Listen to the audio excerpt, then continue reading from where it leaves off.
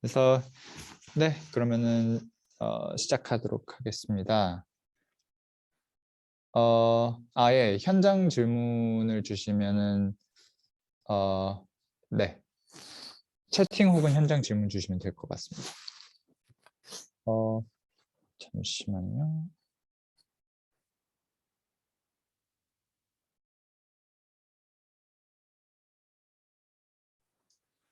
네.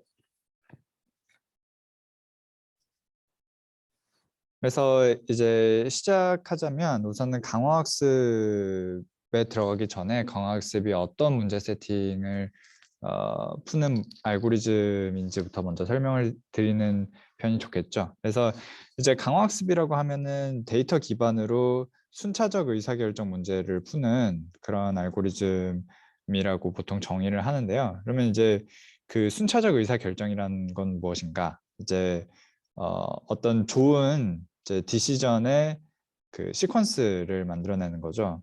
그건 이제 그 이 세상에 있는 모든 많은 의사 결정이 이런 문제로 이제 포뮬레이션이 될 수가 있는데, 네, 저희 그 아기 때부터 이제 열심히 결정을 내리는 거를 배우기 시작해서 이제 우리 삶의 모든 것이 이제 이런 순차적 의사 결정 문제로 포뮬레이션 될 수가 있고, 그리고 이제 이런 것들을 시행착오를 통해서 자연스럽게 이제 배우게 되죠.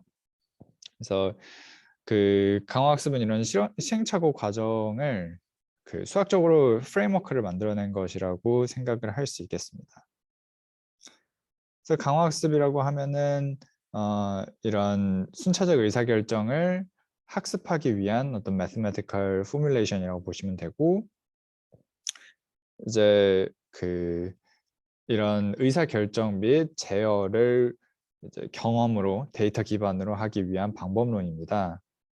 그래서 그 굉장히 많은 분야와 겹쳐 있고요. 뭐 수학, 공학, 경제학, 뭐 심리학, 뉴로사이언스, 컴퓨터 사이언스에서 여러 가지 분야에서 여러 가지 개념들을 다 가져와서 많은 분야와 겹쳐 있는 이런 분야라고 보시면 되겠습니다. 그래서 이게 요즘 뭐 사실은 화제가 된 지는 좀 됐죠. 그래서 2015년 이후로부터 이 RL이 딥러닝과 합쳐지면서 굉장히 많은 그 반향을 불러 일으켰는데요. 이거는 이제 최초로 그 가장 유명했던 논문 중에 하나죠. 딥러닝을 강화학습에 적용한 성공 사례, 네이처에까지 실릴 정도로 굉장히 유명했었던 논문이고, 이런 그 아타리 게임을 그 픽셀 인풋만을 통해서 풀어내는 이때는 굉장히 이제 많은 반향을 일으켰던 이제 실험이었고요. 이 이후에도 이런 굉장히 복잡한 문제들을 손쉽게 풀어내는 것들을 볼 수가 있습니다. 그래서 뭐 그 2016년에 알파고와 이세돌의 대전이라든지, 아니면은 뭐 이런 식으로 그 어떤 로봇 로봇 매니플레이션이나 뭐 컨트롤 이런 거를 이제 그 여기서 시뮬레이션 상에서 잘 제어를 하는 뭐 이런 알고리즘이라든지, 아니면은 뭐 또 이제 그 이런 오픈 AI의 매니플레이션 하는 거라든지, 이런 그 굉장히 보기에 엄청나게 어려운 문제들 있지 않습니까?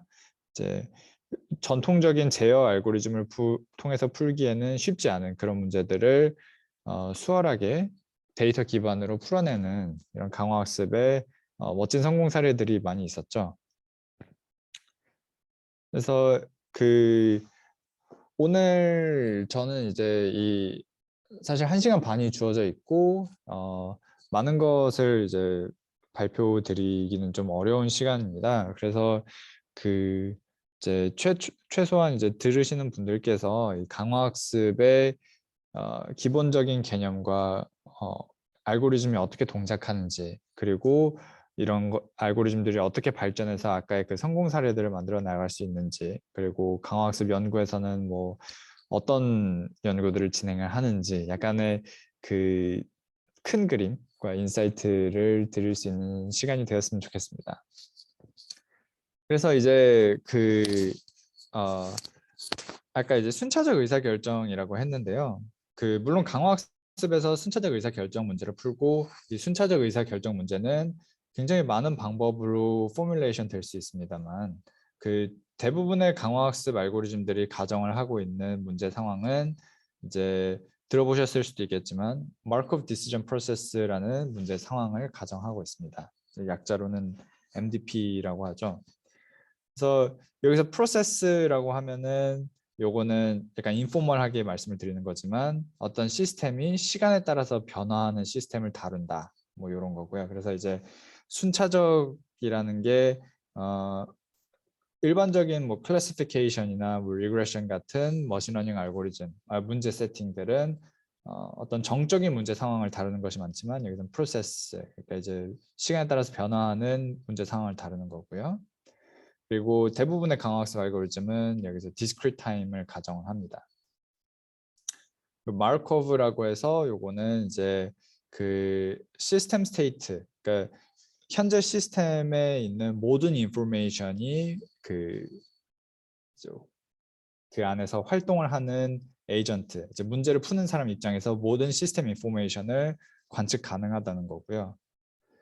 그리고 요 모든 것을 다 관측할 수 있기 때문에 이제 이전에 어떤 행동들을 했는지 과거의 히스토리를 볼 필요가 없습니다. 현재 상태가 관측 가능하고 이거를 보게 되면 이제 모든 정보를 다 얻을 수 있어서 이거에 맞게 행동을 할 수 있는 상황인 거고요. 그래서 디시전은 우리가 행동을 한다는 거죠. 그래서 각 타임 스텝에 저희가 어떤 디시전을 내리게 됩니다. 여기서는 이제 액션이라고 할 수 있겠고요. 이후에서는 이제 액션이라고 요 디시전을 얘기를 하게 될 것입니다. 그래서 이 디시전을 내리는 거는 이제 결과적으로는 저희에게 어떤 크라이테리온이 있어서 요거를 맥시마이즈 하거나 미니마이즈 하는 방향으로 디시전을 점차 내리게 될 거고 이 크라이테리온은 일반적으로는 어떤 리워드 펑션 혹은 코스트 펑션의 형태로 정의가 됩니다. 그래서 이제 요 마르코브 디시전 프로세스의 마르코브 디시전 프로세스가 각각 이런 의미를 가지고 있다고 생각하시면 될 것 같고요. 그래서 요거를 일반적으로는 이런 다이어그램을 통해서 표현을 합니다. 저희는 이제 에이전트의 입장이 되고 시스템 혹은 월드가 있어서 저희가 에이전트 입장에서 어떤 행동을 하면 월드가 현재 스테이트와 우리의 행동에 따른 리워드를 다시 피드백 해주게 되고 이런 루프를 계속 반복을 하게 되면서 저희가 최적의 행동, 현재 스테이트에 맞는 행동을 찾아 나가는 거죠. 이게 이제 마르코브 디시전 프로세스를 풀어나가는 과정인데 이렇게 정의되는 MDP는 굉장히 많은 이제 문제들과 세팅들을 이제 모델링 할 수가 있습니다. 아까 말씀드린 듯이 세상에 저희가 행동하는 모든 것들이 이제 순차적 의사결정 문제가 되고 많은 순차적 의사결정 문제는 MDP로 나타날 수 있기 때문에요. 뭐 최적 제어 이론에서 다루는 최적 제어 문제들도 어떤 continuous state MDP로서 나타낼 수가 있고 우리가 모든 인포메이션을 다 얻을 수 없는 인포메이션을 파셜하게만 관측할 수 있는 상황에 있는 그런 MDP들도 어떤 과거의 히스토리를 스테이트로 가지는 새로운 MDP를 정의함으로써 이제 MDP로 포뮬레이션 할 수 있거든요. 그래서 이런 과정을 통해서 결국 생각해 보면 대부분의 문제를 사실 MDP로 모델링 할 수가 있습니다. 그거를 이제 풀 수 있느냐의 문제는 이제 별개지만요. 그래서 이렇게 MDP로 일단은 문제를 정의한다고 가정을 하고 넘어가겠습니다.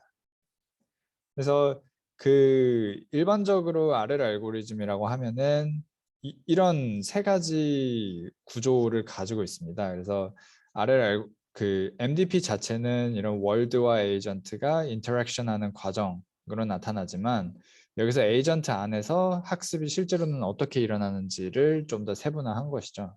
그래서 우리가 이제 월드의 인터랙션에서 샘플들 즉 이제 스테이트 액션 시퀀스들을 만들어내는 이런 그 샘플을 제너레이션하는 단계가 있겠고요. 요거는 이제 저희가 현재까지 배운 거를 가지고 실제로 트라이얼을 해보는 과정이라고 생각해 보시면 되겠습니다. 실제로 트라이얼을 해가지고 여러 가지 데이터를 얻는 요 과정이 있고, 그럼 이거를 통해서 그 뭔가 여러 가지 스태티스틱, 데이터의 스태티스틱과 뭐 저희가 학습을 하는데 필요로 하는 이런 여러 가지 모델들, 뭐 그런 것들을 배우게 됩니다. 그래서 나중에 이제 그 스테이트에서 어떤 액션을 해야 되는지를 저희가 정책이라고 하고, 그 정책을 찾아내는, 폴리시를 찾아내는 것이 강화학습의 최종 목표가 되는데, 결국은 그 폴리시들, 어떤 폴리시를 따르는 것이 더 좋은 결과를 나타낼 수 있는지, 그거를 이밸류에이션 할 수 있는 무언가를 여기서 배우게 됩니다. 그래서 그 무언가를 배우게 되면 이제 각각의 정책을 이밸류에이션 할 수 있으니까, 각각의 정책을 이밸류에이션 하다 보면은 어떤 정책이 더 좋은지를 알 수가 있겠죠. 그래서 더 좋은 정책을 찾아내고, 그래서 이제 더 좋은 정책을 찾아내고 또 새로운 샘플들을 만들어내고, 좋은 정책으로 만들어진 샘플들로 그 정책을 이밸류에이션 하기 위한 무언가들을 또 배우고, 뭐 큰 그림으로서는 이렇게 나타낼 수가 있겠습니다. 그래서 이제 그 실제로 샘플들을 제너레이션하는 과정들을 보면은 문제 상황에 따라서 굉장히 다양한 상황이 있을 수가 있는데요. 뭐 바둑이나 체스나 뭐 시뮬레이터나 이런 경우에는 이제 데이터를 샘플링하는 게 굉장히 쉽죠. 그래서 이제 그 리얼 타임에 뭐 10,000배, 뭐 100,000배 이런 식으로 굉장히 많은 샘플들을 얻어낼 수가 있습니다. 혹은 뭐 실제 문제들을 다루는 경우, 뭐 리얼 로봇이나 아니면은 주식을 하는 로봇 에이전트, 혹은 뭐 이제 자율주행을 한다거나 이런 경우에는 데이터가 굉장히 그 비싸게 되죠. 리얼타임에 해당하는 이제 데이터만을 저희가 샘플링할 수 있으니까요. 저렇게 데이터 수집의 난이도에 따라서 저희가 적용을 해야 되는 알고리즘이 이제 달라지게 됩니다. 그래서 뭐 그 만약에 샘플들이 이제 싸다면, 샘플들을 쉽게 얻을 수 있다면 그 빠르지만 이제 샘플 이니피션트한, 샘플 이피션트, 샘플 이니피션트란 개념이 나오는데요. 똑같은 데이터를 받아도 얼마나 좋은 정책을 찾아낼 수 있는지를 가지고 저희가 샘플 이피션트하다, 샘플 이니피션트하다 이렇게 그 표현을 합니다. 근데 만약에 저희가 샘플을 굉장히 쉽게 얻을 수 있으면 그 샘플 이피션시를 따질 필요가 별로 없겠죠. 샘플을 쉽게 얻을 수 있으니까 샘플은 거의 사실상 무한정 있는 상황에서 빠르게 그 학습을 진행할 수 있는 알고리즘이 필요하겠고요. 만약에 샘플이 비싸다면 학습이 느리더라도, 그러니까 이제 그 월 클락 타임 기준으로 느리더라도 샘플에는 효율적으로 학습을 하는 알고리즘이 좋겠죠. 그래서 이렇게 두 가지 알고리즘 계열을 생각을 해볼 수가 있고, 그래서 그 상황에 맞는 알고리즘을 고를 필요성이 있게 됩니다. 그리고 이제 이 외에도 여러 가지 뭐 알고리즘을 고르는 데 있어서 고려 사항이 있을 수가 있겠죠. 과연 저희가 그 문제 상황이 액션이 디스크리트하고 적은 액션이냐, 뭐 예를 들어서 왼쪽 혹은 오른쪽만을 고를 수 있는 바이너리한 액션 상황이면 굉장히 디스크리트하고 선택지가 별로 많지 않은 쉬운 문제에 가까운 문제가 되겠죠. 혹은 이게 그 어떤 컨티뉴어스한, 뭐 0과 1 사이에 어떤 리얼 밸류를 골라야 되는 컨티뉴어스한 액션이 될 수도 있고, 아니면은 액션 디멘전이 굉장히 커서 그 뭐 액션이 뭐 1,000개, 10,000개 중에 하나를 고르는 형태가 될 수도 있습니다. 뭐 자연어 처리 같은 경우에는 일반적으로는 이제 그런 형태가 되겠죠. 저희가 고를 수 있는 수백만 가지의 센텐스 중에 하나를 고르는 그런 상황일 수도 있고, 그런 컨티뉴어스한 액션이나 굉장히 많은 다양한 수많은 디스크리트 액션이 있을 경우에는 이제 또 알고리즘이 그에 맞게 또 변형이 돼야 될 것입니다. 그래서 이제 이런 여러 가지 고려 사항이 있고, 그래서 강화학습에는 굉장히 다양한 종류의 알고리즘들이 존재를 합니다. 그래서 위에서 여기서 그 샘플이 쌀 경우에는 샘플 inefficient하지만 빠른, 샘플이 비쌀 경우에는 느리지만 샘플 efficient한 알고리즘. 그래서 이렇게 양극단으로 갈리는데 이게 반드시 이쪽으로 갈수록 그 느리고 이쪽으로 갈수록 빠르다라고 할 수는 없겠지만은 일반적으로는 그렇다고 생각을 하시면 되겠습니다. 그래서 이쪽으로 갈수록 좀 샘플 이피션트한 알고리즘, 오른쪽으로 갈수록 좀 샘플 인이피션트한 알고리즘이라고 보시면 되겠는데 이 안에서는 이 알고리즘들이 무엇을 뜻하는지는 제가 여기서 설명을 드리진 않겠습니다만 이렇게 다양한 종류의 알고리즘들이 존재를 하고 아까 말씀드린 듯이 그 이쪽이 샘플 이피션트하고 이쪽이 샘플 인이피션트하다면 왜 inefficient한 알고리즘을 사용하는지에 대해서는 뭐 다양한 이유가 있을 수가 있습니다. 뭐 월클락 타임이 문제가 될 수도 있고요. 아까 말씀드린 듯이. 혹은 이제 샘플 inefficient하지만 이제 컨버전스 했을 때 퍼포먼스가 좋으냐 나쁘냐 이런 게 또 문제가 될 수가 있고요. 알고리즘이 얼마나 스테이블하게 학습을 하는지 그 결과적으로 퍼포먼스가 어떻게 그 얼마나 큰 베리언스를 가지는지 이런 걸 또 체크를 할 필요가 있고 이제 그 문제 상황에 따라서 그 저희가 알고 그 폴리시의 퍼포먼스를 측정하기 위해서 배우는 여러 가지 이런 모델들이 과연 그 문제 상황에서 학습이 가능한 모델들인가 이런 것들도 또 따져봐야 되는 문제가 있고요. 그래서 결과적으로는 뭐 implementation difficulty도 한 가지 문제가 되겠고 그 반드시 왼쪽으로 향하는 알고리즘을 고르는 것이 좋은 건 아니고 상황에 따라서 맞는 알고리즘들을 고르는 게 중요하게 됩니다. 그래서 이제 오늘 이제 제 시간에 말씀드릴 것은 이제 Q러닝에서 DQN으로 가는 이제 아까 그 최초로 그 아타리 게임에서 성공을 보여줬던 그 계열의 알고리즘에 대해서 말씀을 드릴 것인데요. 이제 그거는 요 중간에 위치하고 있습니다. 그 어느 정도 스테이블하기도 하고 퍼포먼스도 옵티멀 퍼포먼스에 가까운 컨버전스를 보이고 또 월클락 타임도 그렇게 나쁘지 않으면서 샘플 이피션시도 어느 정도 보장하는 그러니까 이제 그꽤 밸런스 있게 괜찮은 알고리즘의 계열이라고 말씀을 드릴 수가 있겠습니다. 네. 그래서 이제 조금 더 그 알고리즘의 설명에 들어가기 위해서 약간 조금 더 심화된 그 약간 수학적인 내용으로 좀 들어가 보도록 하겠습니다. 그래서 지금까지는 질문 없으시겠죠? 질문 있으시면 언제든지 인터럽트 하셔도 됩니다. MDP는 이제 그 보통 이렇게 스테이트 집합, 액션 집합, 그리고 어떤 transition reward function, 뭐 discount factor 이렇게 5개로 이제 표현을 하는데요. 이제 아까 스테이트라고 하는 거는 저희가 observe 할 수 있는 시스템 스테이트라고 했죠. 그래서 현재 시스템이 어떤 상황에 놓여져 있는가. finite 할 수도 있고 finite 할 수도 있고 아니면은 이제 continuous 할 수도 있는데요. 어떤 set을 이제 MDP에 그 정의할 때 정의가 같이 되게 되고요. 액션 역시 뭐 finite 할 수도 있고 continuous 할 수도 있는데 오늘 제가 말씀드리는 알고리즘 내용에서는 그 요 액션이 finite하고 그렇게 많지 않다라고 일단은 가정을 합니다. 그래서 뭐 한 4개, 5개 혹은 많아도 20개, 30개 정도의 액션 중에 하나를 고르는 상황이다. 이렇게 생각을 하시면 되겠고 이 액션을 저희가 매 턴에 하나씩 고르게 되죠.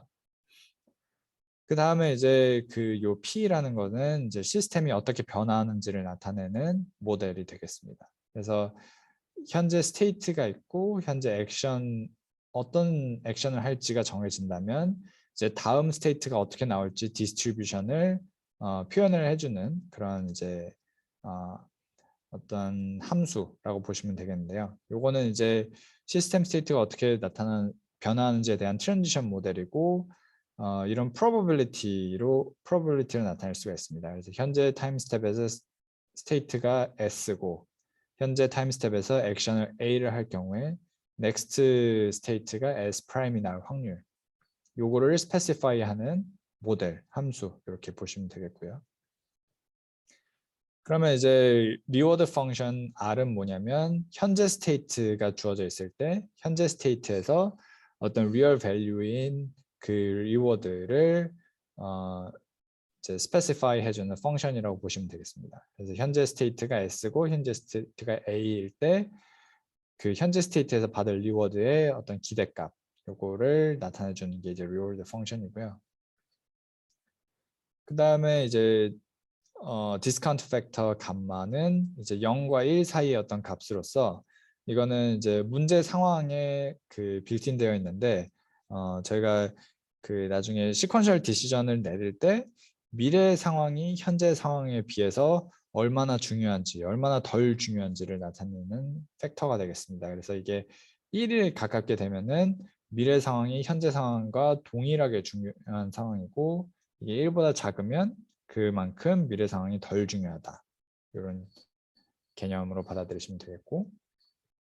그래서 결과적으로 저희가 하고 싶은 거는 그 저희가 매턴 받는 리워드의 합을 최대화하는 것입니다. 근데 매턴 받는 리워드인데 아까 말씀드린 이 디스카운트 팩터로 디스카운트가 되어 있어요. 그래서 이제 이 디스카운트 팩터가 1이라면 이게 단순히 현재 스텝부터 인피니트 스텝까지의 리워드의 합이 되는데 이게 저희가 인피니트 스텝 문제를 고려할 경우에는 이 디스카운트 팩터가 1이 되면 문제 정의가 그 스테이블하지 않게 되니까 이제 요거를 1보다 작은 어떤 값으로 보통 뭐 0.9, 0.95, 0.99 이런 값으로 정의를 해서 충분히 좋은 이펙티브 호라이즌 상에서 충분히 좋은 그 디시전을 내릴 수 있도록 오브젝티브를 정의를 하고요.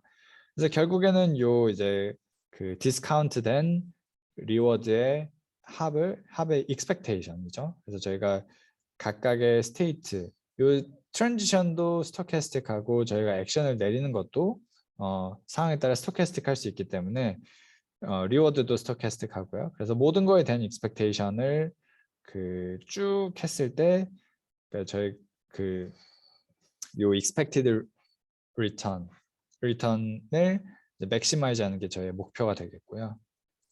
그래서 그 아까 말씀드렸던 이 마르코브 프로퍼티가 이 스테이트가 모든 인포메이션을 가지고 있고 뭐 그런 거에 대해서 말씀을 드렸죠. 그래서 이거를 좀 수학적으로 나타낼 수가 있는데 이제 그 결국엔 어떻게 되냐면 현재 스테이트가 주어지게 되면 이제 미래가 과거에 인디펜던트하다. 요게 이제 마르코브 프로퍼티가 되고 요거를 이런 식으로 확률식으로 나타낼 수가 있습니다. 그래서 이제 미래 즉 next state 및 현재 reward에 대한 디스트리뷰션은 이제 현재 스테이트와 액션이 주어지게 되면 그 전에 모든 히스토리에 인디펜던트하다 이런 걸 나타내는 거고요. 그래서 이렇게 그 약간 MDP를 그 좀 조금 더 엄밀하게 정의를 할 수가 있습니다. 아까에 비해서. 그래서 이제 그 아까 이 expected return을 maximize 한다고 했는데 이 expected return을 maximize 하기 위해서 저희는 일반적으로는 어떤 폴리시, 즉 정책을 찾게 되는데요. 이 폴리시는 각 스테이트에서 우리가 어떤 액션을 해야 될지를 스페시파이 해주는 어떤 모델이고요. 이거는 이제 deterministic 할 수도 있고 stochastic 할 수도 있는데 요게 이제 어떤 에이전트의 behavior를 이제 fully define 하게 됩니다. 그래서 그 저희 문제 상황상에서는 이제 요 폴리시가 그 스테이셔너리 하더라도 옵티멀한 비헤이비어를 모델링 할 수가 있어요. 그래서 그 MDP 상에서는 폴리시가 스테이셔너리 그 MDP인데 그 저희가 인피니트 호라이즌 MDP 즉 어떤 특정한 호라이즌이 없는 아까 문제 상황에서의 그 무한정 스텝까지의 리워드의 합을 보는 그런 MDP에서는 이런 스테이셔너리한 폴리시가 그 옵티멀한 폴리시를 포함을 할 수가 있는데 포함을 항상 하게 되는데 그렇다는 거는 이제 저희가 스테이셔너리 폴리시만을 찾아도 된다는 얘기거든요. 스테이셔너리 폴리시는 뭐냐면 그 타임 인디펜던트한 폴리시를 저희가 스테이셔너리 폴리시라고 합니다. 그래서 0번째 타임 스텝에서도 A라는 스테이트에서는 1번 액션을 하면 되고, 뭐 100번째 타임 스텝에서도 A라는 스테이트에서는 1번째 액션을 하면 되는 이런 이제 각 스테이트에서 해야 되는 액션이 타임 인디펜던트한 폴리시를 저희가 스테이셔너리 폴리시라고 하고요. 그래서 결국 스테이셔너리 폴리시 중에서 저희가 폴리시를 찾게 되면 스테이트 투 액션 매핑만을 찾게 되면 되는 거죠. 그래서 디터미니스틱 폴리시라고 하면은 스테이트가 주어지면 이에 대한 액션을 찾아주는 함수, 즉 이제 스테이트 투 액션 매핑을 찾는 게 되고, 스토캐스틱 폴리시라고 하면은 스테이트가 주어져 있을 때 액션에 대한 디스트리뷰션 혹은 프로버빌리티를 나타내게 되는데, 네, 뭐 스토캐스틱 폴리시가 일단은 제 강의상에서는 자세히 설명이 되진 않을 거고요. 그래서 컨디셔널 디스트리뷰션으로 나타낼 수 있지만 이거에 대해서 깊이 들어가진 않겠습니다. 그래서 그 폴리시는 일단은 스테이트에 대한 액션의 어떤 디터미니스틱한 매핑이라고 우선 생각을 해 두시면 되겠습니다.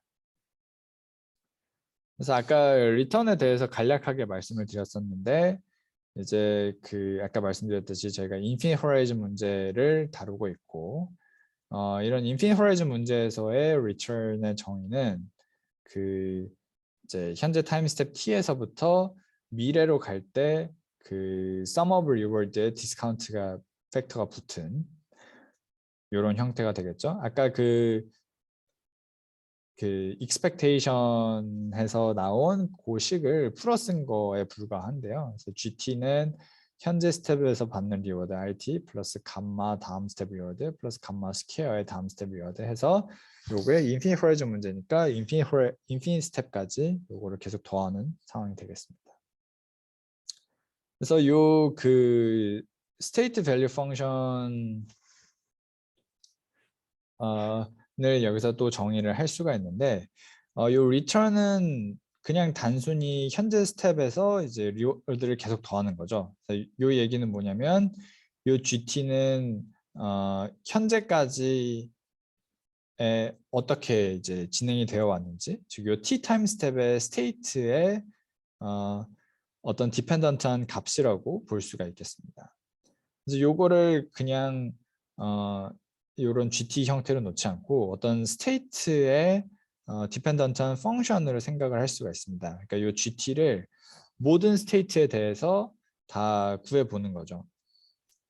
그러면 이제 그리고 이 GT가 스토캐스틱한 랜덤 베리어블이기 때문에 요거 역시 이제 그 expectation이 필요하겠고요. 이런 함수로서 만들기 위해서 deterministic한 함수로 만들기 위해서는 expectation이 필요하겠고, 그래서 결과적으로 이 value function이 의미하는 건 뭐냐면 각각의 스테이트의 모종의 가치를 나타내 주게 됩니다. 그래서 각각의 스테이트에서 시작해서 여기서 어떤 모종의 폴리시를 따라가게 되면은 그 예상되는 리턴이 어떤 값이 되는지를 나타내 주는 게 이 value function의 그 의미가 되겠고요. 그래서 요거는 좀 더 엄밀하게 써보면 어떤 ST가 S인 상황에서 return의 expectation 이렇게 쓸 수가 있겠습니다. 이렇게 정의를 하게 되면은 이제 아까 말씀드린 듯이 각 스테이트의 가치를 저희가 엄밀하게 분석을 해서 요 스테이트로 가는 게 다른 스테이트보다 좋다 이런 거를 찾아낼 수 있기 때문에 나중에 그 폴리시를 이밸류에이션 할 때 더 좋게 되죠. 더 편하게 할 수 있게 되죠. 그래서 그 이러한 정의 밸류 펑션의 정의에 따라서 그 자연스럽게 이제 강화학습의 유명한 개념인 벨만 이퀘이션이라는 게 데라이브 될 수가 있게 되는데요.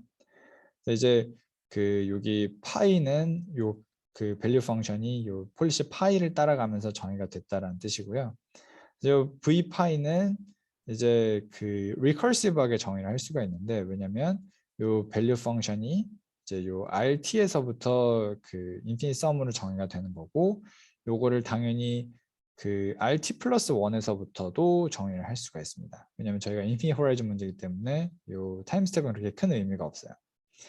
그렇게 되면은 이제 요 S 프라임 그 요 V 파이가 결국에는 요거를 하나 넘겨서 요 첫 번째 immediate reward에 대한 expectation이랑 감마 곱하기 next reward에서부터의 expectation을 구할 수가 있고 next reward에서부터의 expectation은 next state에서부터의 value function으로 나타낼 수가 있죠. 그래서 이제 immediate reward에 대한 expectation과 next state에 대한 value function의 expectation 거기다가 감마를 붙인 이런 리커시브한 폼으로 이제 쓸 수가 있습니다.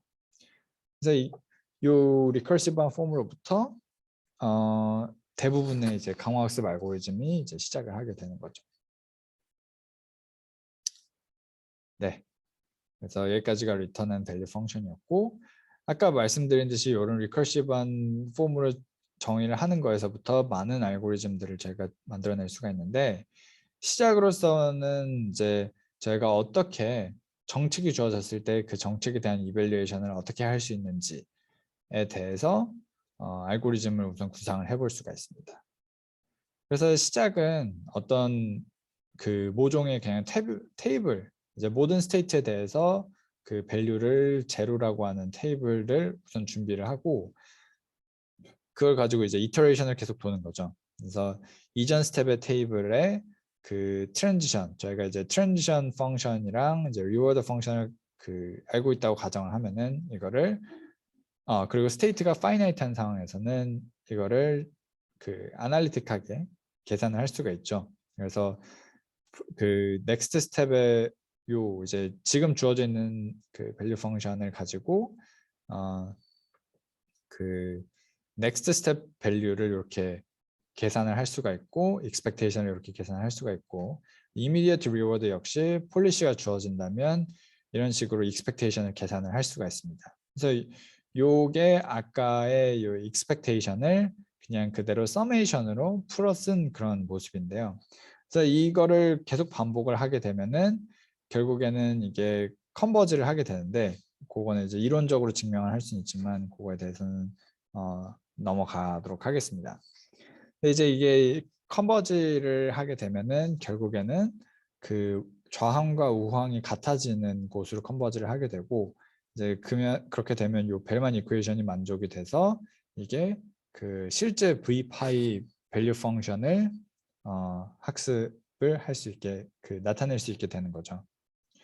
이걸 이제 다이나믹 프로그래밍 알고리즘이라고 얘기를 하는데 이거는 왜냐면 저희가 이제 폴리시를 이밸류에이션을 할 때 가장 나이브하게 폴리시 이밸류에이션 할 수 있는 거는 그냥 계속해서 이제 트래젝토리를 샘플링 해가지고 이제 그거에 대한 익스펙테이션을 구하는 거죠.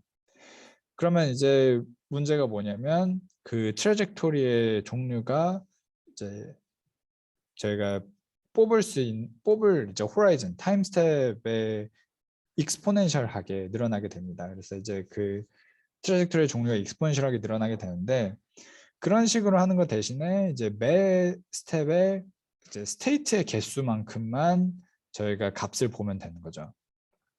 그래서 익스포넨셜하게 많은 스테이트 시퀀스 대신에 그 매 스텝의 스테이트 개수만큼만 인터미디에이트 값들을 보고 요거를 계속 업데이트해 나가는 알고리즘이기 때문에 이제 다이나믹 프로그래밍 알고리즘의 형태가 되고요. 그래서 이걸 다이나믹 프로그래밍 알고리즘이라고 부르고 이 알고리즘은 아까 말씀드린 듯이 잘 컨버즈를 합니다. 그래서 아까의 V 파이를 잘 리커버 할 수가 있고요. 잘 추정을 할 수가 있고요.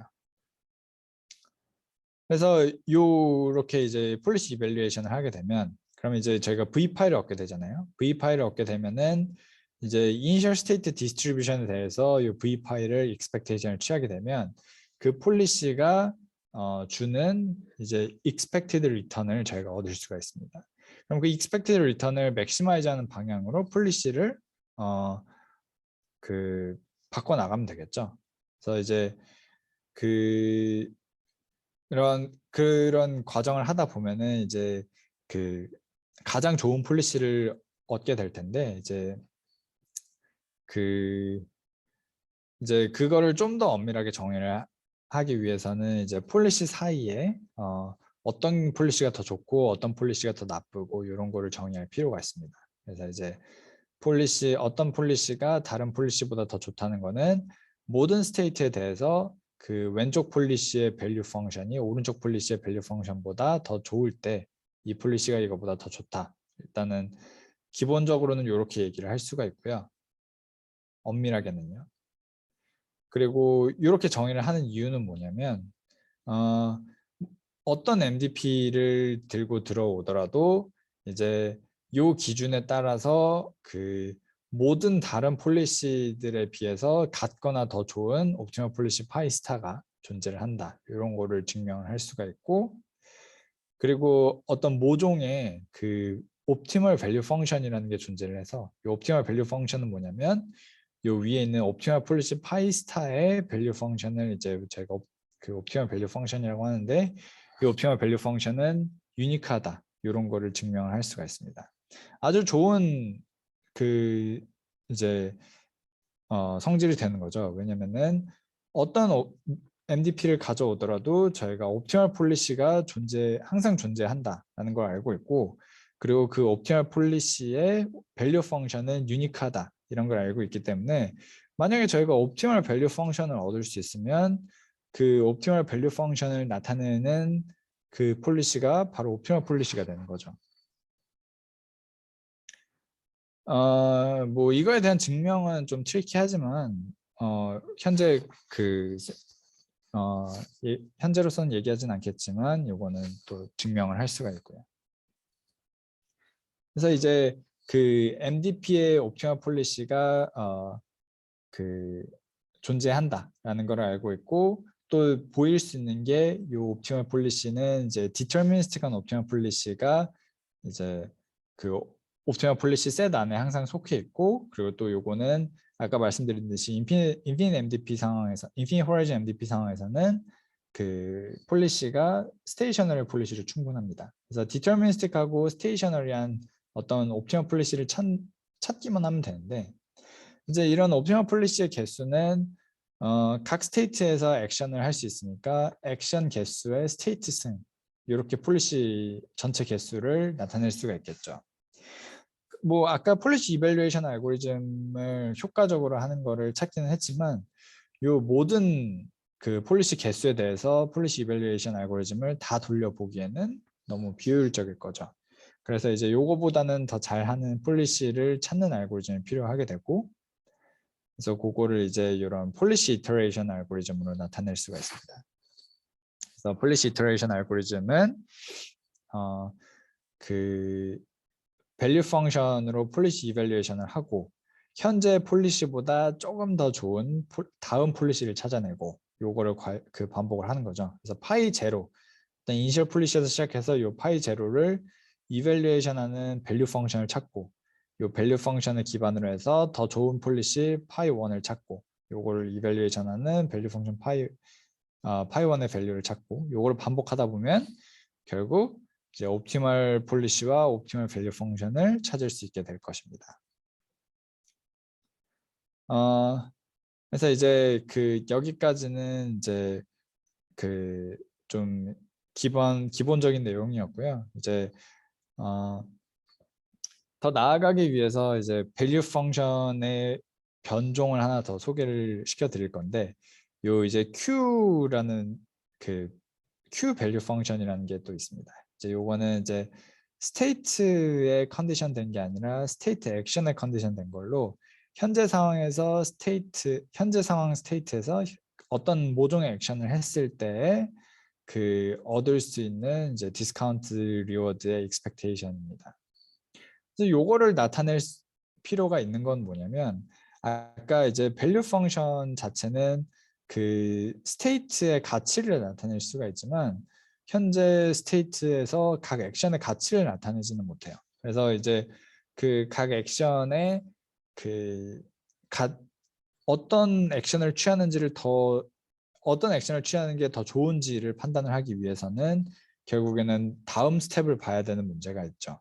근데 만약에 저희가 이제 밸류 펑션을 스테이트 액션에 대해서 정의를 하고 요걸 학습을 하게 되면은, 현재 스테이트에서 어떤 액션을 하는 게 더 좋은지를 바로 판단을 하고, 그 다음 스텝을 볼 필요 없이 그 최적의 액션을 찾아낼 수 있게 됩니다. 그래서 이제 요 Q 밸류 펑션을 도입을 함으로써 폴리시 임프루먼트 그 단계를 조금 더 쉽게 진행을 할 수 있기 때문에, 이제 지금부터는 이 Q 밸류 펑션을 통해서 얘기를 하도록 하겠습니다. 그래서 거의 흡사합니다.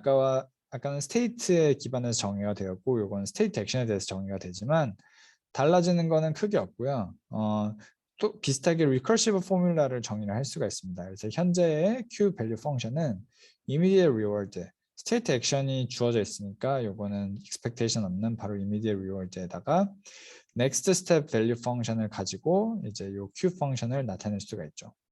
요 value 펑션은 이제 폴리시에 대한 Q의 expectation이기 때문에 요거를 이런 V에 대해서 나타내는 게 아니라 요것도 오롯이 Q에 대한 recursive 포뮬라를 나타낼 수가 있습니다.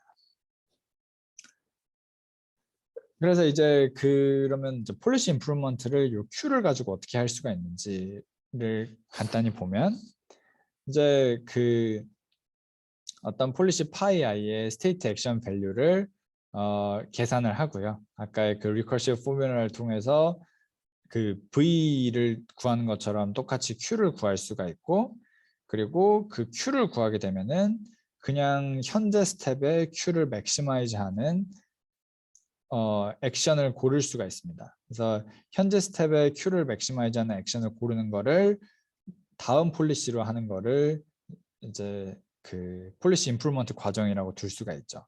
요걸 이제 그리디 폴리시 임프루먼트라고 하는데 MDP 상황에서는 이것 역시 요 그리디 폴리시 임프루먼트 과정을 통해서 저희가 옵티멀 폴리시를 얻을 수 있다는 것을 증명을 할 수가 있습니다. 그래서 단순히 요 과정이면 충분한 거죠. 요 그리디 폴리시 임프루먼트를 가지고 이제 어떻게 옵티멀 폴리시까지 닿을 수 있는지에 대해서 요거는 약간 의문이 들 수도 있는 부분인데 그 관련돼서 폴리시 임프루먼트 티어렘이라는 걸 찾아보시면 되겠고요. 아무튼 가능합니다. 그래서 이제 그 최적의 폴리시를 찾아낼 수가 있고요. 이런 과정을 통해서. 그래서 아까 말씀드렸던 폴리시 이터레이션, 이밸류에이션과 임프루먼트 과정을 이렇게 이밸류에이션 과정, 그리고 이런 임프루먼트 과정을 반복하면은 결국 저희가 옵티멀 폴리시와 옵티멀 Q 펑션을 얻을 수가 있습니다. 근데 뭐 여기까지는 저희가 가정을 굉장히 많은 가정이 들어갔죠. 스테이트가 파이나이트해서 저희가 이런 그 서메이션을 통한 아날리틱 익스펙테이션 가능해야 되고, 요 트랜지션 프로버빌리티도 알고 있어야 되고, 요 리워드 모델도 알고 있어야 되고, 이런 여러 가지 가정이 들어갔는데 사실은 일반적인 상황에서는 요 트랜지션 프로버빌리티도 알고 있다고 하기 어려운 경우가 많고, 그리고 뭐 그게 기본적인 강화학습 세팅이죠. 알고 있지 요 probability, transient probability와 리워드 펑션 알고 있지 않은 게 기본적인 강화학습 세팅이고, 요 스테이트 또한 굉장히 많아서 이런 아날리틱 익스펙테이션이 불가능한 경우가 많습니다. 그래서 이런 것들을 해결을 하기 위해서 추가적인 기법들이 들어가게 되죠. 그걸로 넘어가기 전에 우선은 이제 아까는 이제 폴리시 이터레이션에서 이밸류에이션을 하고 그다음에 임프루먼트를 하고 이런 이제 그 이터레이티브한 과정을 거쳤는데, 요거를 이제 좀 더 간편하게 한 스텝에 할 수 있는 방법이 있습니다. 뭐냐면 이제 밸류 이터레이션이라고 불리는 알고리즘인데, 요거는 옵티멀 밸류 폴리시를 구하는 약간 다른 방법인데, 이제 아까는 이제 현재 폴리시에 대한 밸류 혹은 Q 밸류 펑션을 이밸류에이션을 하고 그걸 임프루브하는 폴리시를 찾잖아요. 여기서는 이제 그 바로 여기서 그 액션에 대해서 맥시멈을 취하는 이런 업데이트 포뮬레이션을 씁니다. 요거는 이제 어떻게 보실 수가 있냐면 아까 다시 이제 밸류 이터레이션 요 시까지 다시 돌아가다 보면은 여기서 폴리시에 대해서 이제 서메이션을 취하는 이런 과정을 취하게 되는데, 만약에 저희가 이게 옵티멀 밸류 펑션이 되고, 옵티멀 밸류 펑션이라는 얘기는 여기 폴리시가 옵티멀 폴리시라는 얘기죠. 그리고 디터미니스틱한 옵티멀 폴리시라고 얘기를 한다면 결국에는 이 안에 있는 값을 맥시마이즈하는 액션을 찾는 게 그 디터미니스틱한 옵티멀 폴리시라고 볼 수가 있겠습니다. 그러니까 디터미니스틱한 옵티멀 폴리시인 상황에서는 이 안의 값을 맥시마이즈하는 액션을 무조건 고르게 됩니다. 이제 그렇게 되면 이제 요거에 대한 파이에 대한 익스펙테이션 대신 여기를 액션에 대한 맥시마이제이션을 쓸 수가 있는데요. 그 액션에 대한 맥시마이제이션에 대한 그 포뮬라는 이제 옵티멀 밸류 펑션만 만족하게 되는 거고, 이제 그러면 이제 아까 다시 여기서 액션에 대한 맥시마이제이션을 하는 요 식에 대한 업데이트 포뮬러를 진행하다 보면은 요 밸류 펑션이 옵티멀 밸류 펑션으로 바로 학습이 되게 됩니다. 그리고 이제 그 과정에 있어서 요 업데이트를 하는 과정이 다르게 생각을 해보면 아까 폴리시 이밸류에이션과 폴리시 임프루먼트를 동시에 하는 그레이디 폴리시 임프루먼트를 하면서 폴리시 이밸류에이션을 하는 그런 방식으로 생각을 하셔도 되겠고요. 그래서 이렇게 그 두 개를 합쳐서 한 번에 이런 벨만 옵티멀리티 이퀘이션으로 이제 옵티멀 밸류 펑션을 한 번에 찾는 거를 이제 밸류 이터레이션 알고리즘이라고 하고, 이제 보시면은 요 값이 이제 Q 펑션이 되는데요. 요거를 다르게 말해서 이거를 V 펑션에 대한 밸류 이터레이션 알고리즘이 아니라 Q 펑션에 대한 밸류 이터레이션 알고리즘으로도 나타낼 수가 있습니다. 그래서 그 이제 저희가 궁극적으로는 Q 러닝 알고리즘으로 가게 될 건데, Q 러닝 알고리즘으로 가기 위해서 이렇게 밸류 이터레이션 알고리즘에서 이거를 Q로 바꾸게 되고, 그리고 아까 말씀드렸듯이 요 트랜지션 모델을 모르는 상황, 리워드 모델을 모르는 상황, 그리고 요 스테이트에 대한 익스펙테이션이 어려운 상황을 고려를 하기 위해서 어프록시메이션이 들어가게 되는 게 이제 Q 러닝 알고리즘으로 가는 길이 됩니다. 그래서 현재 밸류 이터레이션 알고리즘이 주어진 상황에서 저희가 이제 그런 고려 사항을 하나하나 고려를 해보겠습니다. 우선은 다이나믹 프로그래밍에서 현재는 그 아까 업데이트 포뮬라를 생각해 보면 모든 스테이트에 대해서 새로운 밸류를 계산을 하고, 그리고 기존의 올드 밸류에 새로운 밸류를 대입하는 이런 알고리즘 형태가 되는데, 이것도 이제 그 인플레이스 형태의 알고리즘으로 바꿔도 밸리드한 알고리즘이다. 이런 것도 이제 일단 첫 번째로 요거를 짚고 넘어가야 되고요. 그래서 그 이렇게 되면은 아시다시피 스테이트 제로를 먼저 계산을 하고, 그 다음에 스테이트 1을 계산을 할 때 스테이트 업데이트된 스테이트 제로의 값이 스테이트 1 계산에 영향을 미치게 되죠. 그럼에도 불구하고 이 스테이트를 업데이트하는 순서에 관련 없이 요게 위에 있는 알고리즘과 같은 옵티멀 포인트로 가게 됩니다. 질문이 하나 있어서 제가 질문을 이제 봤네요. 질문을 먼저 답변을 하고 넘어가도록 하겠습니다. 밸류 펑션을 최대화하는 액션이 여러 개면 이후 폴리시가 1보다 작아져서 그냥 맥스만 하면 안 되지 않나요? 밸류 펑션을 최대화하는 액션이 여러 개면 이후 폴리시가 1보다 작아져서 그냥 맥스만 하면 안 되지 않나요? 예. 그러니까 이제 그 말씀하시는 부분이 이제 죄송합니다. 그 밸류 펑션을 최대화하는 액션이 여러 개면 이제 그 폴리시가 1보다 작아진다는 얘기는 어떤 스토캐스틱 폴리시를 그 고려를 하시는 거죠. 액션 제로가 있고 액션 1이 있는데 둘 다 밸류 펑션을 최대화하면은 왼쪽도 0.5의 확률로 하고 오른쪽도 0.5의 확률로 하는 그런 폴리시 역시 이제 옵티멀 폴리시가 되니까 그냥 맥스를 하면 안 되지 않냐, 이런 질문이신 것 같은데, 그 밸류 펑션을 최대화하는 액션이 여러 개가 되면은 그 중에 그 최대화하는 액션 여러 개 중에 어떤 액션을 고르더라도 이제 그 액션을 고르는 옵티멀 폴리시가 이제 존재합니다. 그러니까 이제 옵티멀 밸류 펑션 상황에서 말씀을 드리는 건데, 옵티멀 밸류 펑션을 최대화하는 액션이 여러 개라고 한다면 그 액션 중에 어떤 것을 디터미니스틱하게 고르더라도 그게 이제 옵티멀 폴리시가 되거든요.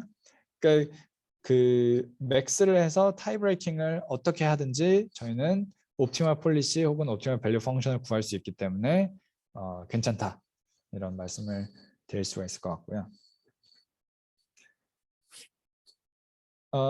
그러면 아까 이제 인플레이스 말씀을 드렸고, 그다음에 이제 인플레이스 업데이트가 가능하게 되면 이제 또 추가적으로 가능한 게 이제 그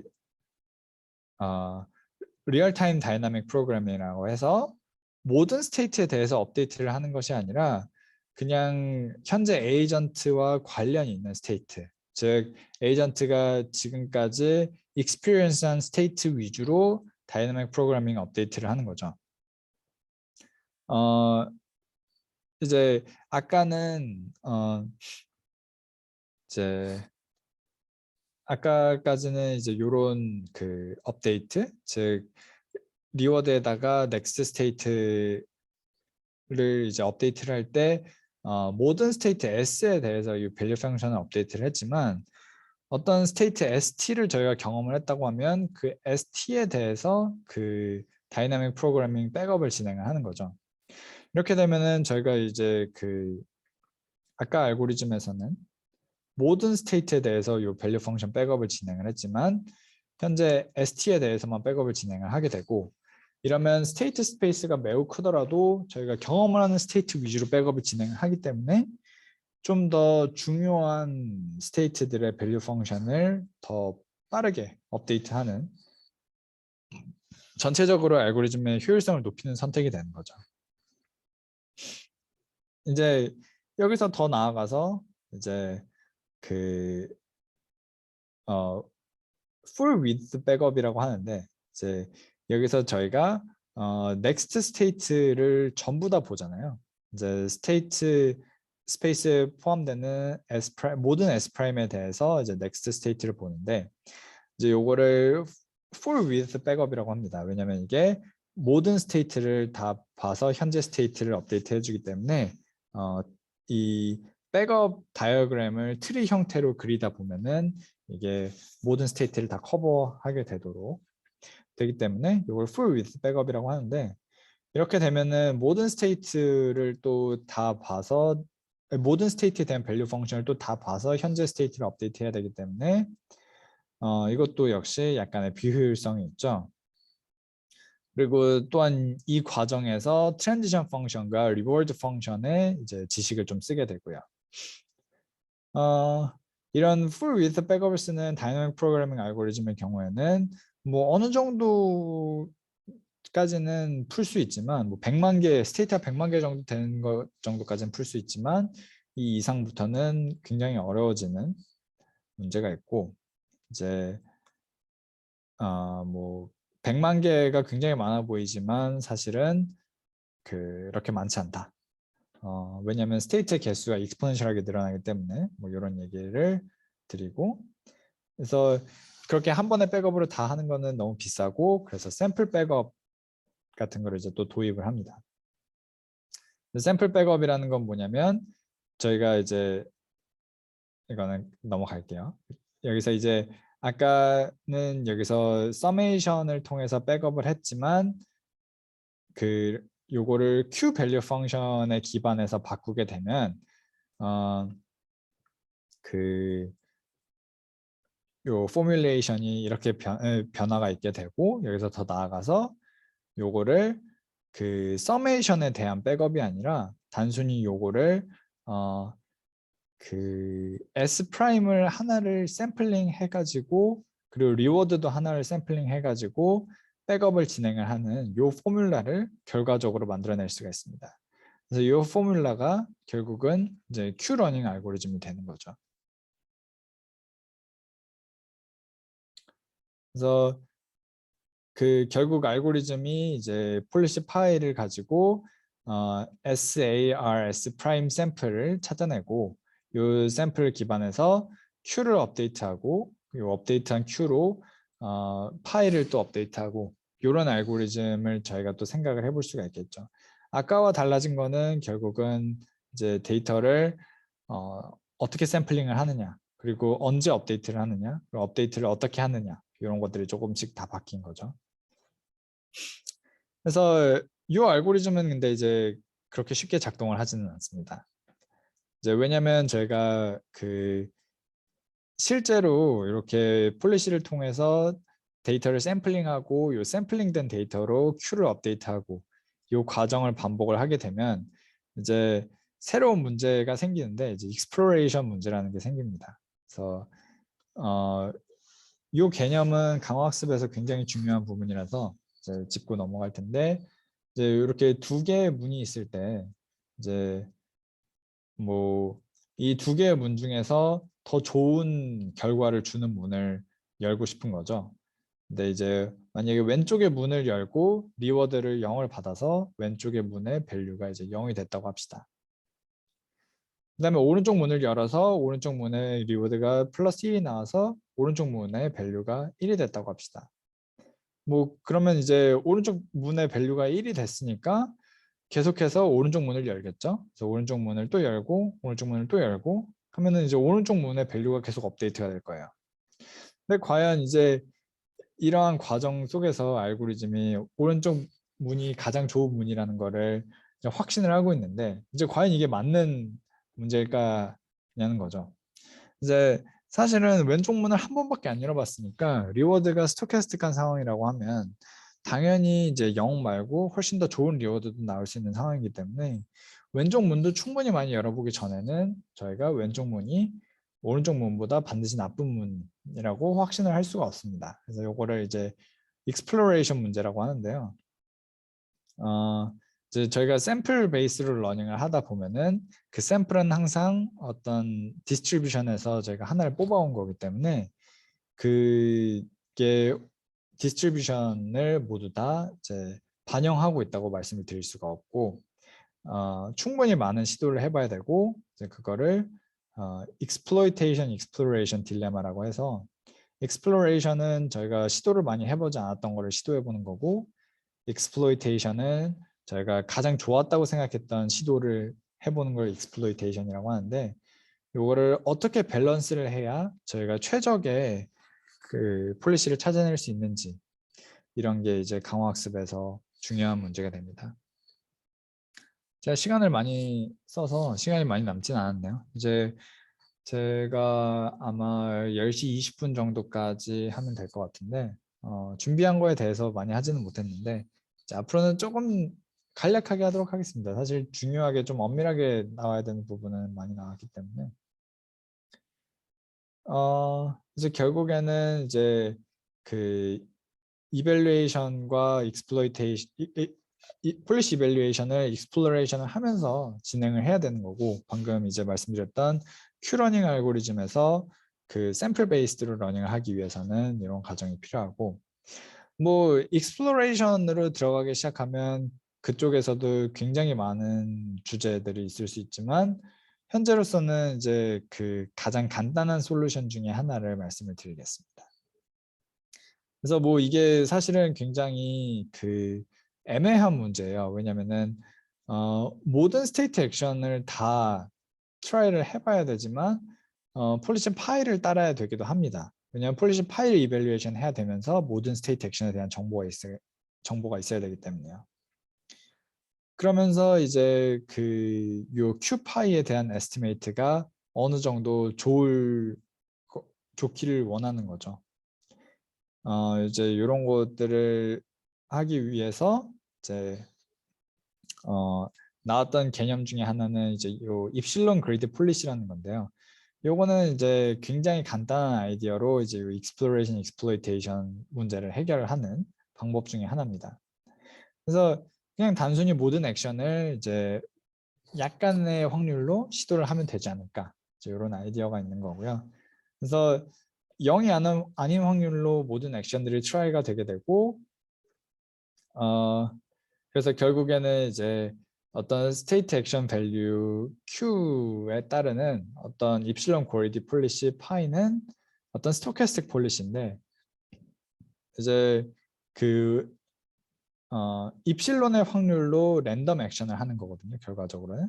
그래서 그러면은 옵티멀 액션 같은 경우에는 이제 옵티멀 액션이라기보다는 그리드 액션 같은 경우에는 1 입실론의 확률로 그리드 액션을 하고 또 입실론의 확률로 랜덤 액션을 하니까 이 액션이 랜덤하게 A분의 입실론 확률로 이제 선택이 되게 될 거예요. 그래서 요 확률로 이게 한번 선택이 되고, 또 이제 그 남은 이제 다른 greedy 액션이 아닌 액션들의 경우에는 요 A분의 입실론 확률로 선택이 되게 되겠죠. 그러면 이제 그 non-zero probability로 모든 액션을 try 하게 되기 때문에 입실론에 따라서 뭐 얼마나 걸리는지는 입실론에 따라서 알고리즘 성능이 조금씩 달라질 수는 있지만 결과적으로는 어떤 논지로 입실론을 고르게 되면 이게 익스플로레이션을 충분히 해서 결국 옵티멀로 가는 알고리즘을 만들어낼 수 있게 됩니다. 전체적으로 Q러닝 알고리즘은 이런 식으로 보실 수가 있어요. 그래서 Q러닝은 뭐 Q 함수가 있고 시작부터 어떤 시작 폴리시가 있어가지고 요걸 이제 behavior 폴리시라고 하는데, 요 behavior 폴리시는 Q 펑션에 대한 입실론 그리디 폴리시가 되겠고요. 요 Q가 어떻게 되느냐에 따라 다르겠지만 시작할 때는 뭐 랜덤 폴리시가 되겠죠. 랜덤 폴리시에 따라서 액션을 선택하고 다음 리워드와 스테이트를 observe하고 이거에 따라서 현재 Q를 아까 저희가 얻었던 Q 업데이트 포뮬라, 근데 여기서는 러닝 레이트 알파를 곁들여 가지고 이게 너무 확확 업데이트가 되진 않도록 적절한 러닝 레이트로 업데이트를 하는 거죠. 그래서 Q를 업데이트를 하고 이거에 따라서 폴리시 임프루먼트를 하고 이 과정을 반복하게 됩니다. 그래서 여기까지가 이제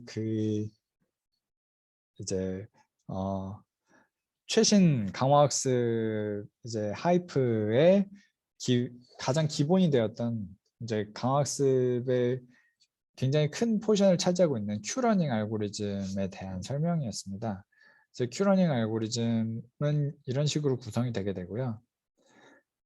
근데 이제 여기까지만 말씀을 드리면 이제 최근 강화학습의 나머지 한 축을 말씀을 드리진 않은 거죠. 그러니까 최근 강화학습의 성공은 결국은 기존 강화학습 이론과 딥러닝이 합쳐져서 생겨난 것인데, 여기서는 이제 딥러닝이라고 할 것은 없었죠. 결국은 이제 요 Q 펑션 혹은 요 폴리시를 배우는 과정에 있어서 Q 펑션도 모종의 스테이트 개수, 액션 개수에 대한 테이블, 여기 있는 폴리시도 뭐 그런 테이블로 나타내게 되고, 이런 테이블로 나타내는 알고리즘의 경우에는 스테이트, 액션 모두 파이나이트한 개수만 가질 수 있고, 그리고 그 개수가 그렇게 많을 수는 없겠죠. 많아봐야 뭐 밀리언, 뭐 이 개수를 넘어가게 되면 알고리즘의 효율성에 문제가 조금씩 생길 수가 있어요. 결국에는 이런 펑션 어프록시메이션의 도입이 이제 필요하게 됩니다. 지금까지는 스테이트 액션 밸류나 뭐 밸류 펑션이 뭐 벡터나 매트릭스 뭐 이런 꼴로 나타내게 represent를 했고요. 이걸 이제 tabular representation이라고 하는데, 근데 실생활 문제는 보통 뭐 아까 말씀드렸던 아타리 혹은 아타리 게임이나 바둑 뭐 이런 것만 해도 그 스테이트 스페이스나 액션 스페이스가 굉장히 크고 뭐 이런 뭐 바둑에는 뭐 이렇게 많은 스테이트들이 있다고 합니다. 그래서 continuous state space일 경우도 있고, 이런 문제일 경우에는 이제 아까 말씀드렸던 알고리즘이 힘을 쓰기 어려운 거죠. 그래서 이런 문제를 풀기 위해서는 사실은 테이블 형태로서는 맞지가 않습니다. 왜냐면은 이렇게 많은 스테이트를 가지고 있는 문제임에도 불구하고 사람이 이런 거를 풀 때는 어느 정도 풀 수 있잖아요. 모든 스테이트에 대한 답을 다 기억하지 않더라도 어느 정도 풀 수 있는데, 그 이유는 저희가 스테이트들 사이에 어느 정도 유사도를 알고 어떤 스테이트의 해답을 알게 되면 그거를 다른 비슷한 스테이트들로 베껴서 혹은 유사하게 적응시켜서 쓸 수 있기 때문이죠. 그래서 이제 그런 걸 이제 제너럴라이제이션 능력이라고 하는데, 이제 그런 것들을 필요로 하는 거고, 이제 테이블 레프레젠테이션은 그게 없지만 이제 펑션 어프록시메이션을 통해서 그런 제너럴라이제이션 어빌리티를 이제 얻고자 하는 거죠. 제너럴라이제이션 모든 스테이트를 다 비슷할 수가 없고 이제 사람과 비슷하게 이런 러너는 주변의 스테이트, 비슷한 스테이트의 밸류를 통해서 현재 스테이트의 밸류를 인퍼할 수가 있어야 합니다. 그래서 이게 제너럴라이제이션이라고 하고, 이거는 펑션 어프록시메이션을 통해서 얻을 수가 있고, 그리고 딥러닝에서 성공을 했던 것 중에 하나가 이런 제너럴라이제이션 능력이죠. 그래서 딥 뉴럴넷을 아까 테이블로 리프레젠트 되어 있었던 Q 펑션 혹은 밸류 펑션 이런 것들의 딥 뉴럴 네트워크를 사용함으로써 인해서 어떤 문제의 밸류를 나타낼 때 충분히 많은 제너럴라이제이션이 될 수 있게 하는 거죠. 뭐 정책에서도 가능하겠지만 일단 제 파트에서는 정책에 그 딥 뉴럴넷을 사용하는 것까지는 나오지 않고요. 이후 신진우 교수님 내용에서 나올 것으로 제가 예상합니다. 왜냐하면 저는 일단은 finite and action만 고려를 하고 있고 Q 펑션을 단순히 이제 액션에 대해서 맥시마이즈 하는 거를 정책으로 쓰면 되는 문제 상황이니까요. 그래서 Q 네트워크를 이제 뉴럴넷으로 리프레젠트 한다는 거는 뭐 이런 꼴이 될 거예요. 그래서 스테이트가 주어지면 어떤 뉴럴넷을 통과시켜서 각 액션별로 Q 밸류가 나오는 뉴럴넷을 학습을 시키거나 혹은 스테이트 액션이 주어지면 이거에 대해서 Q 밸류가 나오는 이런 뉴럴넷을 학습을 시키거나 이런 과정이 될 텐데요. 이제 그 펑션 어프록시메이션을 통해서 밸류 러닝을 어떻게 할 수 있는지를 생각을 해보면 약간의 그 좀 고찰이 필요합니다. 왜냐하면 우선은 그 만약에 저희가 실제 Q 밸류를 알고 있다고 하면 이 실제 Q 밸류를 가지고 요 approximate Q 펑션을 쉽게 학습을 할 수 있을 거예요. 왜냐면 이거는 그냥 리그레션 문제잖아요. 그래서 주어진 스테이트 액션 뭐 데이터를 가지고 QPy에 대해서 저희가 가지고 있는 펑션 어프록시메이터를 단순히 리그레션을 피팅해주면 되고 요 민스퀘어드 에러를 미니마이즈하는 방향으로 그레디언트 디센트 할 수 있습니다. 그래서 요 오브젝티브를 이제 그레디언트를 구해가지고 요 그레디언트를 가지고 W를 그레디언트 디센트 함으로써 얻을 수가 있고 여기선 현재 지금 expectation으로 되어 있지만 이걸 스토캐스틱 그레디언트 디센트로 해가지고 요 그냥 SA 샘플에 대해서 요 그레디언트 구해서 업데이트하고 이런 과정을 통해서 QPy를 피팅하는 Q햇을 러닝을 할 수가 있죠. 요거는 단순히 이제 리그레션 상황인데 이렇게 되면 이제 스토캐스틱 그레디언트 업데이트를 expectation 취하면 이제 위에 있는 그레디언트 풀 그레디언트 업데이트와 같게 되죠. 문제는 이제 QPy가 일반적인 강화학습 문제에서는 알려져 있지 않고 저희가 뭔가 다른 거를 써야 된다는 겁니다. 그래서 요걸로 뭘 써야 되는지에 대해서 많은 연구진 분들이 연구를 했고 여러 가지 시도가 있었지만은 결과적으로 최근에 가장 많이 쓰이는 거는 그 아까 큐러닝에서의 그 요 큐러닝 타겟 요거를 대신 쓰는 거예요. 그러니까 왜냐면 이제 그 아까는 여기는 이제 큐파이가 들어가 있었지만 요 큐파이 대신에 이제 R 플러스 감마 맥스 Q 햇 여기서 Q 햇은 현재 저희가 가지고 있는 펑션 어프록시메이터를 가지고 어떤 Q러닝 타겟을 만들어낸 거죠. 그래서 요거를 가지고 업데이트를 하는 게 이제 현재 가장 많이 쓰이는 방법 중에 하나인데 요것도 근데 이제 사실 그 여러 가지 문제가 있습니다.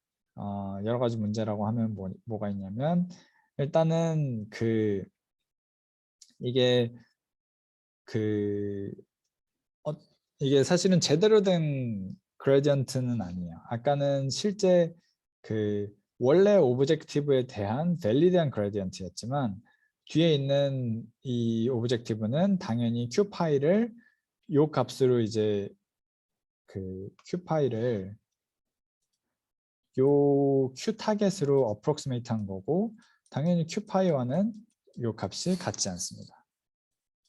그래서 요 두 값이 같지 않으면서 생기는 바이어스가 요 업데이트를 원래 되어야 하는 방향과는 좀 다른 방향으로 이제 끌고 나가게 되고요. 그래서 결과적으로 이 알고리즘은 그 원래 알고리즘이 가는 옵티멀 포인트로 컨버지한다는 개런티를 가질 수가 없고, 그 컨버전스 포인트의 바운드가 꽤나 루스해서 이게 굉장히 아비트러리하게 나쁜 알고리즘이 될 수가 있습니다. 어느 정도는. 뭐 이런 문제도 있고, 또 이 알고리즘을 그 일반적인 리그레션 알고리즘 돌리듯이 이제 아까 큐러닝 알고리즘 돌리는 이런 SARS 프라임을 샘플링이 계속 나오는 그런 루프에서 리그레션 알고리즘 돌리듯이 요 스토캐스틱 그레디언트 업데이트를 계속 하게 되면 이제 샘플이 더 이상은 IID 컨디션을 만족하지 않게 되죠. IID 컨디션이라고 하면은 이제 현재 샘플과 다음 샘플되는 샘플이 사실은 전혀 인디펜던트 해야 되는데, RL 루프상에서는 저희가 어떤 트레젝토리를 계속 따라가면서 SARS 프라임을 계속 얻기 때문에 현재 샘플의 S1이랑 넥스트 샘플의 S는, 그러니까 현재 샘플 S 프라임과 넥스트 샘플 S는 같고, 또한 이 S 프라임 S들끼리, S 프라임들끼리, 뭐 A들끼리, R들끼리 비교를 하더라도 단순히 원 스텝 트랜지션이기 때문에 굉장히 비슷한 값을 가지게 될 거예요. 그래서 이제 두 가지 문제가 있죠. 아까는 이제 그 밸리드한 스토캐스틱 그레디언트를 구해서 이제 그거를 업데이트를 하면은 원래 오브젝티브를 미니마이즈하는 것까지 갈 수 있었는데, 여기서는 스토캐스틱 그레디언트 디센트라고 하기에는 두 가지 문제가 있는데, 하나는 이제 그 타겟이 바이어스 되어 있고, 요 바이어스 되어 있는 타겟이 이제 요 W에 디펜던트하다는 것. 그래서 그게 하나가 있고, 또 하나는 이제 subsequent한 샘플들이 디펜던트하다는 것. 이렇게 두 가지 문제가 있습니다.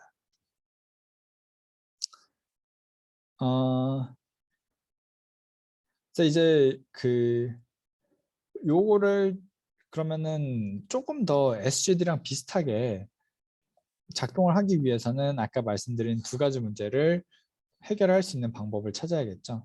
그래서 하나는 이제 그 요게 바이어스 되어 있는 거는 뭐 할 수 없지만, 이제 최소한 이제 요게 좀 제대로 된 그레디언트 에스티메이트처럼 작동을 하게 하려면, 이제 아까 말씀드리지 않은 문제가 뭐냐면, 요게 이제 그 큐러닝 타겟을 쓰면서 이 큐러닝 타겟 역시 이 W에 디펜던트한 값이거든요. 왜냐면 저희가 이제 Q 햇을 여기서 쓰기 때문에 이 값이 W에 디펜던트한 값이고, 결과적으로는 이 앞에 항에 대한 그레디언트가 없기 때문에 이 전체 값 자체가 일반적인 어떤 오브젝티브에 대한 그레디언트가 아니게 됩니다.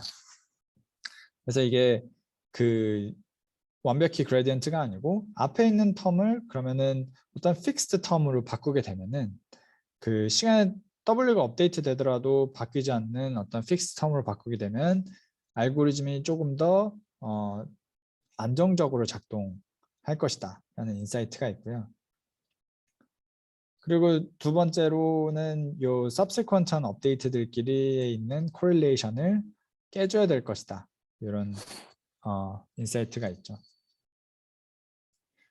그래서 이런 두 가지 문제를 해결을 하게 되면은 알고리즘이 조금 더 스토캐스틱 그레디언트 디센트에 가깝게 이제 그 작동을 할 것이다 라는 게 이제 아까 그 아타리 맨 처음에 나왔던 DQN이라는 알고리즘이죠. 그 알고리즘 논문의 중요한 인사이트고요. 그래서 그거를 이제 두 가지 해결책을 제시를 하는데요. 하나는 당연히 이제 subsequent한 이제 샘플들의 코릴레이션을 깨기 위한 이제 experience replay라는 것을 도입을 했습니다. 그래서 여기서는 어떤 데이터셋을 준비를 해가지고 이 데이터셋에 새롭게 얻어진 샘플들을 계속 스토어를 하면서 학습에는 이 데이터셋에서 랜덤하게 샘플링을 해서 쓰는 겁니다.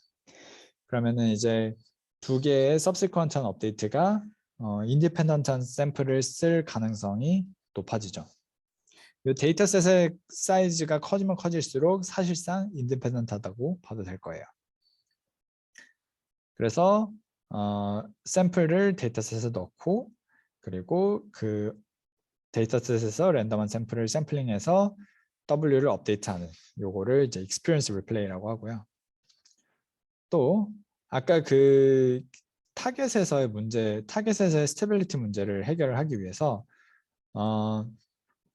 그 앞에 있는 값을 픽스하는 방법을 씁니다. 그래서 앞에 있는 값이 이제 Q러닝 타겟이라고 했는데 이제 Q러닝 타겟에 그 쓰이는 웨이트를 픽스해 놓고 모종의 수만큼 업데이트를 돌린 다음에 그 다음에 그 픽스된 타겟 업데이트를 원래 그 픽스된 타겟 웨이트를 원래 웨이트를 가지고 와서 그걸로 바꿔치기 하고 이런 과정을 반복을 하는 겁니다. 그러면은 이 멀티플 업데이트, 뭐 5,000번 업데이트라고 하면 그 5,000번 업데이트 동안에는 타겟이 항상 픽스돼 있고 그냥 리그레션 문제와 같아지는 거죠. 그래서 그죠. 그래서 이제 타겟 업데이트를 픽스해 놓고 요 W 마이너스를 픽스해 놓고 5,000번의 업데이트 동안 쓰다가 이제 온라인 네트워크에 W를 다시 가져와서 바꿔서 쓰는 겁니다. 그래서 요 값들은 이제 5,000번 업데이트 동안은 픽스되어 있고 그 다음에 요 W를 요 W 마이너스에 대입을 하는 거죠. 그래서 이런 과정을 통해서 이제 DQN 알고리즘이 작동을 하게 되고 뭐 코스트로서 이제 메모리가 2배로 쓰이긴 하지만 그거와는 비교도 할 수 없이 이 과정이 알고리즘 러닝의 스테빌리티를 확연히 높여줍니다. 스토캐스틱 그레디언트 디센트는 뭐 이전 강의에서도 들으셨겠지만 그 어느 정도 개런티가 있는 알고리즘이기 때문에 이런 식으로 스토캐스틱 그레디언트 디센트와 굉장히 흡사하게 작동을 해주게 하는 환경을 마련해 주는 것만으로도 알고리즘이 상당히 안정적으로 작동을 하게 되죠. 그래서 이거는 이제 수도 코드인데 뭐 아까 말씀드렸던 이런 fixed target update라든지 그러니까 이렇게 W-에 W를 도입해주고 W-로 업데이트를 진행을 하고 이런 과정이라든지 아니면은 이런 experience replay라든지 이런 과정들이 포함이 되어 있습니다. 그래서 뭐 이런 과정을 통해서 아타리 문제를 풀 수 있었던 거고요. 그 뉴럴 네트워크로는 이제 이 시대 때 얘기가 많이 나왔었던 CNN을 도입을 해가지고 이제 러닝을 한 거죠. 여러 가지 디테일이 있는데 이런 디테일들은 생략을 하겠습니다. 그래서 이런 식으로 CNN을 넣어서 밸류 펑션을 표현을 했고 결과적으로는 이제 굉장히 많은 아타리 게임들이 있지만 이제 보시면은 여기가 100% 요 기준이 이제 사람 기준이거든요. 그래서 100% 사람 성능의 100%를 사람 성능과 비슷한 성능을 몇 개 게임에서 내고 사람 성능을 능가하는 성능을 많지는 않은 게임이지만 20개 정도 게임에서는 사람 성능을 능가하는 성능을 냈다. 이런 얘기가 있었습니다. 여기서 회색 같은 경우에는 뉴럴 네트워크를 쓰지 않고 리니어 구조를 써서 쓴 건데 그거에 비해서도 많은 성능 향상이 있었고요. 49개의 게임에 대해서 같은 알고리즘으로 또 같은 네트워크 구조를 통해서 학습을 했지만 굉장히 잘 학습을 할 수 있었다. 뭐 이런 내용이죠. 2015년에는 굉장히 센세이셔널한 페이퍼였습니다. 그래서 그 사람 레벨의 퍼포먼스를 29게임에서 보일 수 있었다. 이런 내용이고요. 일단은 제가 사실 준비한 거는 조금 더 있지만 시간 관계상 이 정도로 마무리를 하는 게 좋을 것 같습니다. 그래서 이 이후에도 이런 DQN 혹은 이제 value based 딥 RL 알고리즘들을 이제 향상시키기 위한 시도들은 계속해서 진행이 되어 왔고 지금은 이것보다 훨씬 더 이제 다양한 컨시더레이션들이 들어간 알고리즘들이 시도되고 있다. 이렇게 생각을 하시면 되겠습니다. 관심이 있으시면 뭐 레인보우라든지 뭐 여러 가지 추가적인 부분들을 계속 따라오시면서 최근 트렌드를 따라오실 수 있을 거고요. 질문이 있으시면 지금 질문을 해주시면 될 것 같습니다.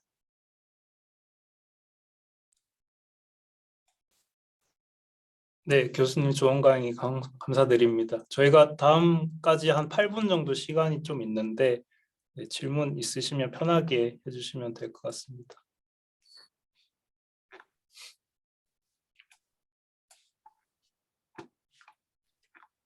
네, 다른 질문을 생각하고 계시는 동안 제가 간단하게 그냥 이 결과만 보고 질문 하나 드리고 싶은데요.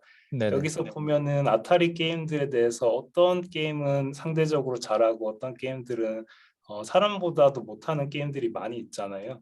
네네네. 그래서 이걸 보면은 이 DQN이 모든 게임에서 다 잘 작동하지 않는다라는 것 같은데 어떤 차이가 있길래 이런 차이가 나는지 그런 것들이 좀 궁금합니다. 다시 말하면은 그러니까 DQN이 풀 수 있는 문제와 풀 수 없는 문제가 뭔가 나뉘어져 있는 것 같은데 그게 어떤 식으로 특성이 나뉘는지 혹시 대답해 주실 수 있으신가요? 네네. 그 좋은 질문 감사드리고요.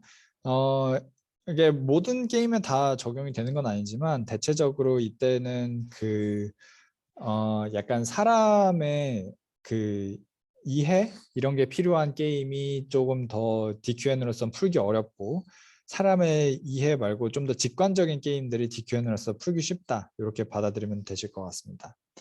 보시면 왼쪽에 있는 게임들이 뭐 핀볼, 복싱, 브레이크아웃은 이제 블럭 깨는 게임이고요.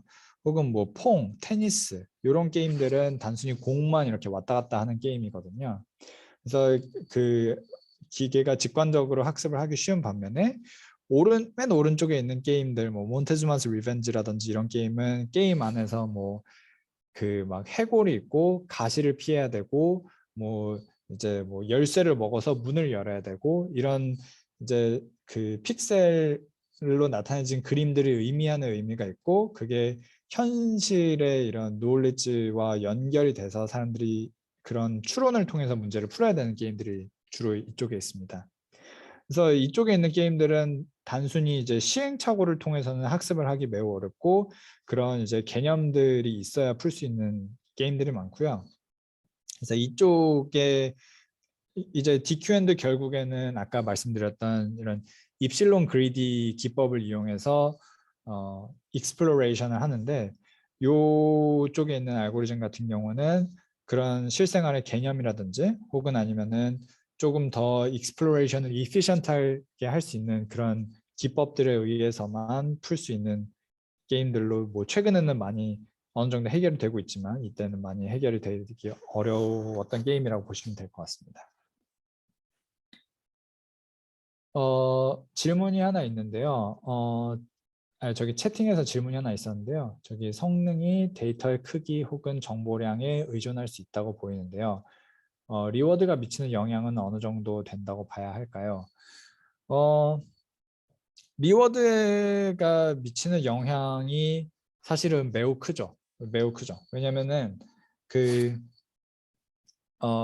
리워드가 미치는 영향이 매우 큰 이유는 만약에 저희가 어떤 옵티멀 큐 펑션, 그러니까 원래 문제가 있는데 그 원래 문제에 옵티멀 큐 펑션을 구했다고 칩시다. 그 다음에 그 옵티멀 큐 펑션을 리워드로 대신 준다고 생각을 해보면 그러면은 그 옵티멀 큐 펑션을 리워드로 받은 새로운 문제는 원 스텝으로 풀 수 있어요.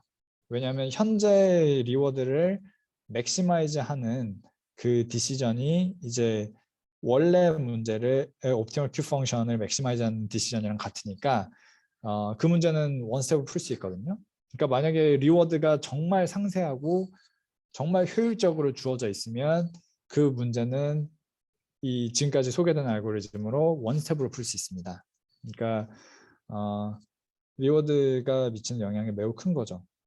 다른 극단에 있는 거는 이제 스파르스 리워드 문제라고 해서 모든 스테이트 중에서 굉장히 작은 서브셋의 스테이트들에서만 리워드를 1 주고 나머지는 0 주고 뭐 이런 식으로 주어진 리워드인데요. 이런 경우에는 그 굉장히 작은 서브셋 스테이트에 들어갈 때까지 굉장히 많은 트라이얼 앤 에러가 필요하기 때문에 이제 문제 난이도에 굉장히 큰 영향을 미치는 거죠. 리워드가. 리워드는 사실은 이제 그 알고리즘의 성능이라기보다는 문제 난이도에 영향을 미치는 개념이라고 생각을 하시면 될 것 같습니다.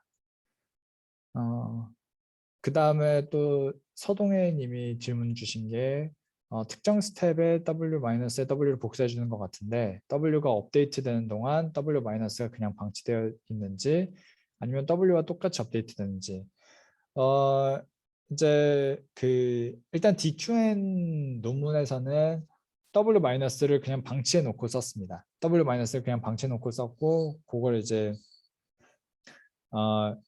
어느 시점 5,000 스텝마다 W를 그대로 복사해주고 5,000 스텝 후에 그 복사해주고 이런 과정을 썼는데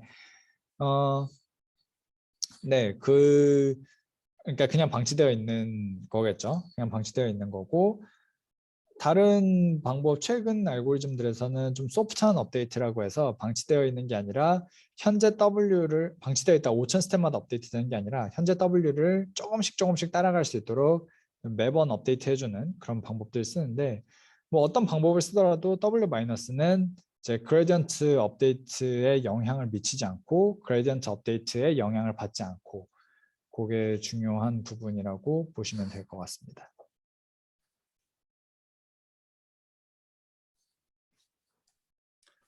네, 그러면은 더 이상 추가적인 질문 없으시면은 첫 번째 세션은 여기서 마무리하도록 하겠습니다. 이병준 교수님 다시 한번 좋은 강의 감사드립니다. 네, 들어주셔서 감사합니다.